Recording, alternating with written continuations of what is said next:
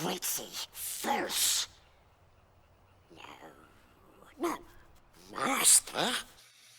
Andre, we want to ask all of our guests a few questions. The first is, what does the Two Towers mean to you? Is there any special meaning that you hold for that film or your experience when you watched it?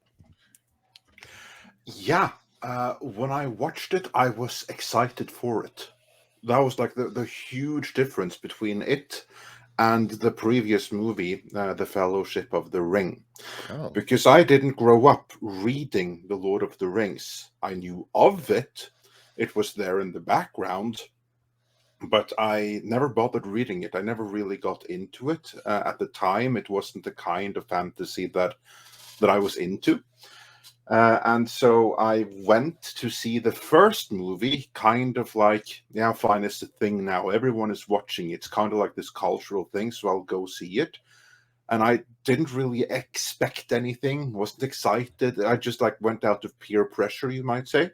mm-hmm. And I loved it. I thought it was absolutely fantastic.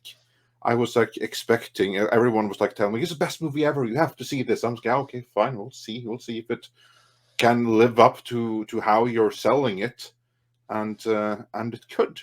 It was actually really, really good, and the result of that was that I was actually, to my surprise, actively looking forward to the Two Towers, which is something that I wasn't before. I was looking forward to the Return of the King as well, but I was looking more forward to the Two Towers. So, yeah, I remember this one the best out of all of the original Lord of the Rings trilogy because I was actually hyped. I was standing in the line for hours, was there during the midnight screening and everything. So, just good times, and this is the movie I have the best memories of. In hindsight, did Sorry? you like this movie the best of the three Lord of the Rings Yes, movies? You did? yes. Okay, cool. I think this is the best one. This is the best of the three. Like, my order is this one, Fellowship, Return of the King.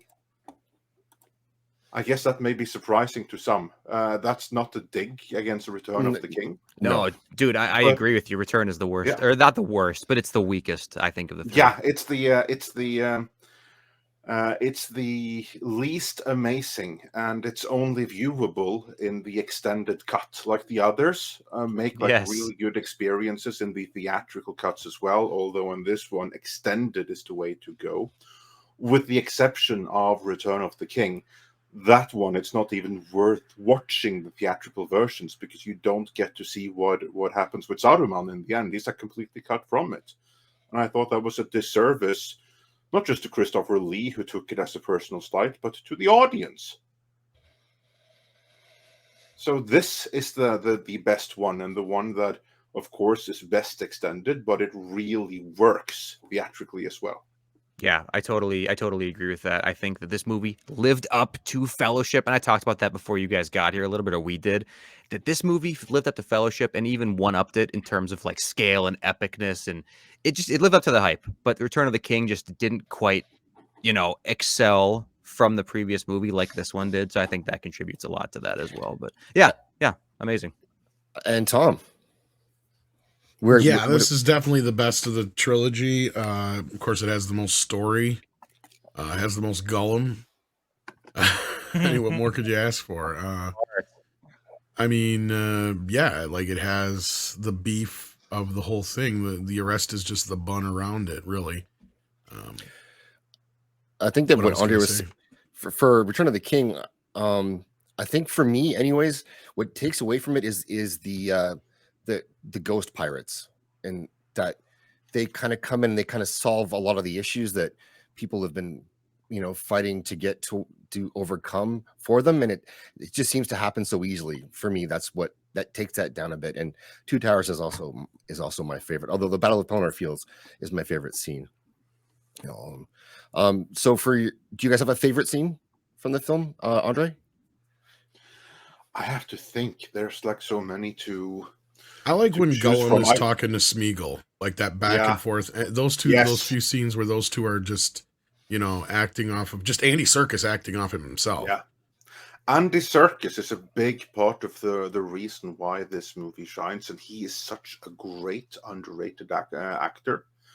Like for instance, one of his favorite movies of mine is a little-known TV movie called Einstein and Eddington, where he plays Albert Einstein, and he is amazing as he is in everything.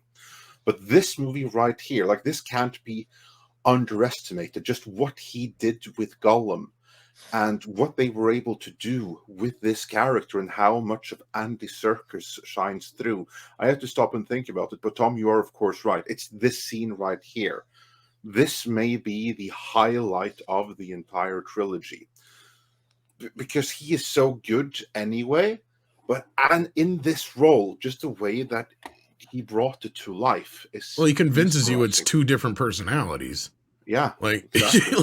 Yeah. he's talking to himself, but you forget it after a bit. It's literally like he's like, one's Smeagol, one's Gollum at that point.